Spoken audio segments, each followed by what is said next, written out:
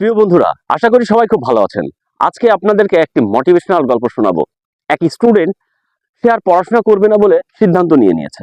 সে টিচারকে যে বলছে, স্যার আমি আর পড়াশোনা করব না, আমাকে ক্লাস থেকে নাম কেটে দিন। তখন টিচার বলছে, কেন বাবা, তোমার কি হয়েছে, তুমি পড়াশোনা করবে না কেন? স্যার আমি স্টুডেন্ট ভালো না, সবাই বিভিন্নভাবে আমাকে হেনস্থা করে, আমাকে ছোট বড় কথা বলে, আমার ভালো লাগে না স্যার। আমার মনে হয় যে পৃথিবীতে জন্ম নিয়ে আমার জন্য একটা অন্যায় হয়েছে, অপরাধ হয়েছে। আমি একটা অকর্মাণ্য, অপদার্থ, এই জীবনের কোনো মূল্যই নেই। তখন টিচার বলছে, দেখো বাবা, তোমাকে আমি একটা কাজ দিব, এই কাজটি তুমি একটু করে আসো। ঠিক আছে স্যার, আপনি যেহেতু বলছেন তাহলে আমি করব।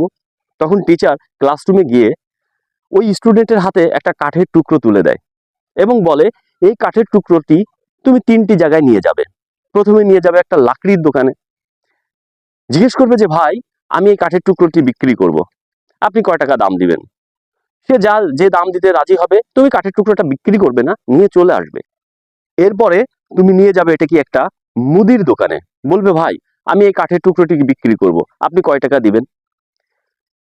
সে যে দামই দিক না কেন, তুমি সেই কাঠের টুকরোটি তাদের কাছে বিক্রি করবে না।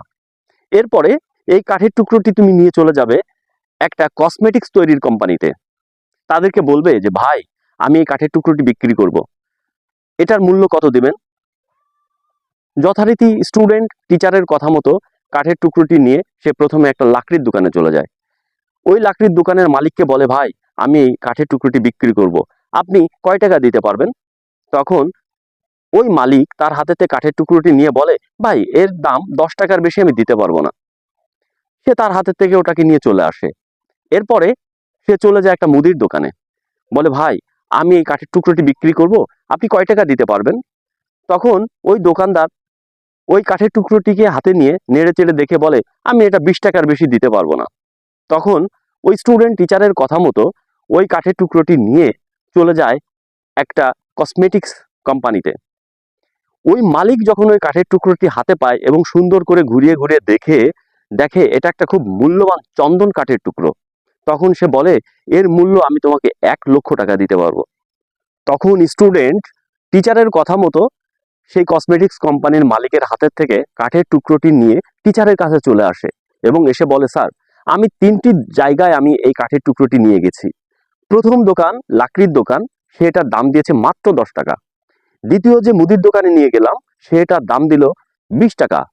তৃতীয়, যখন আমি এটা কসমেটিক্স কোম্পানির মালিকের কাছে নিয়ে গেলাম, তখন সেটার মূল্য দিল 1 লক্ষ টাকা। তখন টিচার বলল, এবার এসো বাবা, তোমাকে মূল কথাটি খুলে বলি। মূল কথাটি হচ্ছে, জীবনের মূল্য যদি সঠিক জায়গায় তোমাকে উপস্থাপন না করতে পারো, তাহলে কখনোই তুমি জীবনের মূল্যটা পাবে না। এই জন্যে তোমার মূল্যটাকে বুঝতে হলে তোমাকে সঠিক জায়গায় সঠিক সময়ে তোমাকে নিজেকে উপস্থাপন করতে হবে। জীবনের মূল উদ্দেশ্য, লক্ষ্য এবং সময় ব্যয় করতে হয় সেই সঠিক জায়গাটিকে সঠিক সময় চিনে নেওয়ার জন্য, সেই জায়গাটিকে নিজেকে উপস্থাপন করার জন্য। বন্ধুরা, আশা করি গল্পটি আপনাদের কাছে ভালো লেগেছে। ভালো লাগলে ভিডিওটিকে আপনারা শেয়ার করে দিন। সবাই ভালো থাকবেন, সুন্দর থাকবেন। আল্লাহ হাফেজ, বাই বাই।